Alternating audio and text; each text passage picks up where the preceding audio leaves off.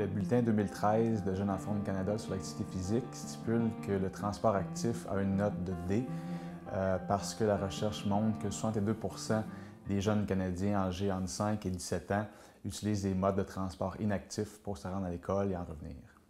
Un autre désavantage du transport actif, c'est que ça a des bienfaits au niveau psychologique et physique. On sait que le transport actif aide à augmenter le niveau d'activité physique chez nos jeunes, a des bienfaits au niveau cardiaque, au niveau de la réduction de la pollution de l'air et la diminution des maladies pulmonaires.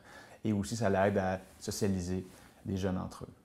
Pour favoriser le transport actif, chaque personne a son rôle à jouer, que ce soit au niveau scolaire, dans les écoles, les décideurs, administrateurs, le gouvernement municipal, provincial aussi. Donc, chaque personne doit s'impliquer à différents niveaux, que ce soit pour des mesures de ralentissement du trafic dans les quartiers, que ce soit des racks pour les vélos et autres.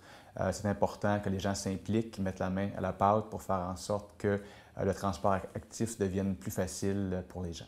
Les principaux obstacles au transport actif en 2013 sont premièrement l'âge de l'enfant. On sait que lorsque les enfants sont plus jeunes, ils sont moins enclins à aller vers le transport actif. On sait que le manque de temps aussi vient jouer, la distance entre l'école et la maison et enfin l'aspect sécurité. Il y a des gens qui se sentent moins sécuritaires d'utiliser le transport actif dans l'environnement moderne.